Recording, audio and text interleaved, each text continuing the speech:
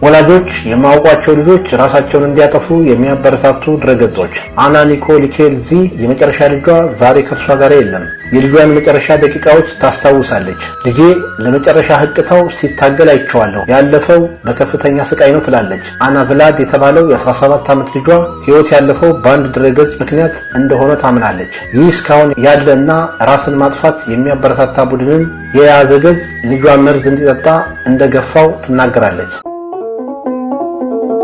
አክብሮታዊ ሰላምታችን ወደ እናንተ እያደረስ ዝግጅታችንን ሰብስክራይብ፣ ላይክ እና ሼር እያደረጋችሁ እንድትከታተሉ እንጋብዛለን። መልካም ቆይታ። የቭላድ ቤተሰቦች እጅግ አሰቃቂውን የልጃቸውን አሟሟት የተመለከተ ዝርዝር መረጃ ለሌሎች ማንቂያ እንዲሆን በዩናይትድ ኪንግደም ዩኬ ሃምፕሸር ይፋ አድርገዋል። የዩኬ መንግስት ያወጣው የበይነመረብ ደህንነት ማህበራዊ ትስስር መድረኮችን ራስን ማጥፋትና መጉዳት ላይ የሚያጠነጥኑ ይዘቶችን እንዲያስወግዱ ያዛል። ሆኖም ይህ ህግ ብቻውን በቂ አይደለም በሚል ትችት የሚሰነዝሩ አሉ። ሚያዝያ 29 2016 ዓ.ም ከሌሊቱ 8:40 አና በወንድ ልጇ የደረሱልኝ ጥሪ ከእንቅልፏ ነቃች። ልጇ ቭላድ እናቴ ሐኪም ጥሩ ሲላት ሰማች። ከዛም የጠጣውን መርዝ ስምና የጠጣበትን ሰዓት ጮክ ብሎ ጠራው። ያን ንጥረ ነገርም ምን እንደሆነ አላውቅም ነበር የምትለው አና፣ ነገር ግን ራሱን የማጥፋት ሐሳቡን ቀይሮ ወደኔ መጥቶ እንድረዳው እንድታደገው ጠየቀኝ ስትል የሆነውን ታስታውሳለች። የቭላድ አባት ግራም ኬዝሊ ልጃቸው በመኝታ ክፍሉ ወለል ላይ ከመውደቁ አስቀድሞ እንዴት ደረጃውን መውጣት እንደተቸገረ ይገልጻል። ልጆቹ ዝለው ነበር፣ ይንቀጠቀጡም ነበር። ሁኔታው ሁሉ የፍርሃት ነበር። በጣም ኃይል የተሞላበትና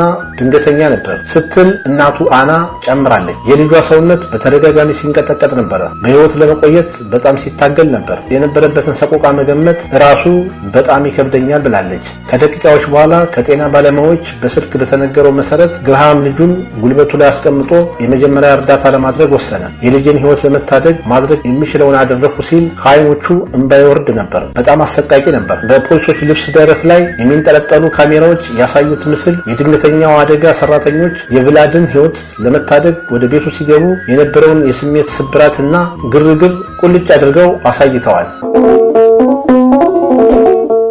ከቭላድ ህልፈት በኋላ ቤተሰቦቹ ልጃቸውን በበይነመረብ አማካይነት ያሳለፋቸውን መጥፎ ጊዜያት ለሌሎች ያጋራ እንደነበር ሲያውቁ ድንጋጤ ውጧቸዋል። እናቱም በጣም ሚስጥራዊ ስብስብ እንደነበርና ራስን ማጥፋት የሚያበረታታ እንደነበር ትገልጻለች። ቭላድ ይህንን ቡድን ከተቀላቀለ በኋላ የገዛቸው ራስ ማጥፊያ ቁሶች ሳውዝሃምፕተን በሚገኘው መኖሪያቸው ፖሊስ አግኝቷል። ይህ መርዛማ ንጥረ ነገሮች፣ እንክብሎችና ሌሎች ቁሳቁሶች ያካተተ ነው። እነዚህን ነገሮች የት እንደሚሸጡና ምን እንደሚያስፈልገውም ተነግሮታል ሲሉ የሃምፕሸር የወንጀል መርማሪው ክሪስ ባሮን ገልጸዋል።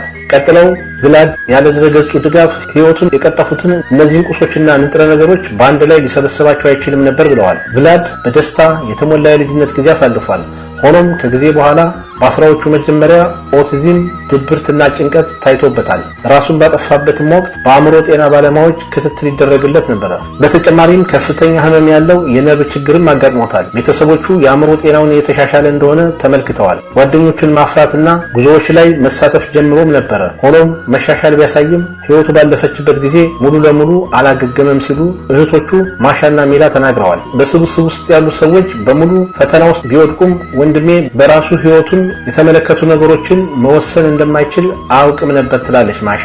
ከድረገጹ ተቆጣጣሪዎች ጋር የተጻጻፈችው እህቱ ሚላ ገጹን ሰዎችን ወደ ጠርዝ የሚገፉ ናቸው ስትልም ትገልጻለች። ይህ ራስን ማጥፋት የሚያበረታታው ድረገጽ 50,000 ተከታዮች በዓለም ዙሪያ ያለው። የቭላድ ቤተሰቦች ድረገጹን እንዲወርድ ወይንም እንዲታገድ ይፈልጋሉ። ቢቢሲ ቭላድ አባል የነበረበትን ድረገጽ ለመረዳት ዓመታት የፈጀ ምርመራ አድርጓል። በአጋጣሚ ቢቢሲ ከማጋለጡ አስቀድሞ ቭላድ መርዛሙ ንጥረ ነገር ልዌንዴ ዛኩቴንኮ ከተባለ ዩክሬን ከሚገኝ ሻጭ ነበር የያዘው። ሆኖም ያንን ንጥረ ነገር ቭላድ አልወሰደውም። የተጠቀመው መርዛማ ኬሚካል ከፖላንድ የመጣና የሐሰት ገለጻ የተለጠፈበት ነበር። ይህም የጉምሩክ ቁጥጥር ለማለፍ የተደረገ ሊሆን ይችላል።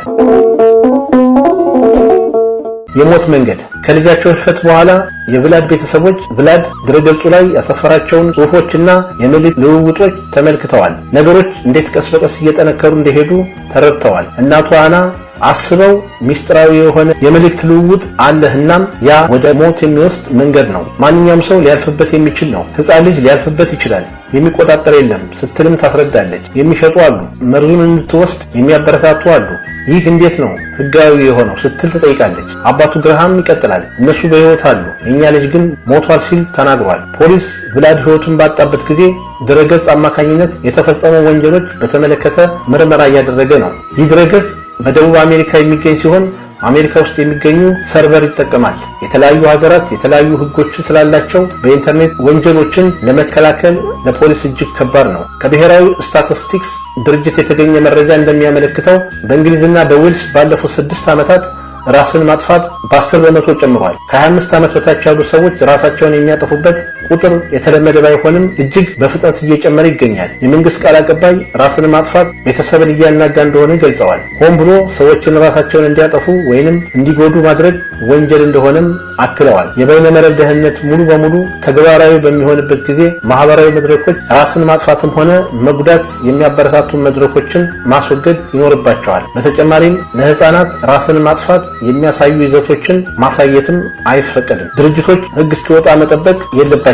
ተጠቃሚዎቻቸውን ለመጠበቅ አሁን ስራ መጀመር አለባቸው። ሳማሪታን የተሰኘ የበጎ አድራጎት ድርጅት ዋና ስራ አስፈጻሚ ችላ የተባሉ ግን ከፍተኛ ጉዳት የሚያደርሱ አነስተኛ ድረገጾች ከትላልቆቹ እኩል እርምጃ ሊወሰድባቸው ይገባል ብለዋል። ህጋዊ ግን ጎጂ ይዘቶች ለአዋቂም ሆነ ለህፃን በጥብቅ ሊከለከሉ ይገባል ካሉ በኋላ መንግስት እጅግ ከመርፈዱ በፊት መንቃት አለበት ሲሉ አክለዋል። እስካሁን ስትከታተሉት የቆያችሁትን ፕሮግራም አዘጋጅቼ ያቀረብኩላችሁ እኔ ታገሱ አስፋው ነበርኩ። ሰላም።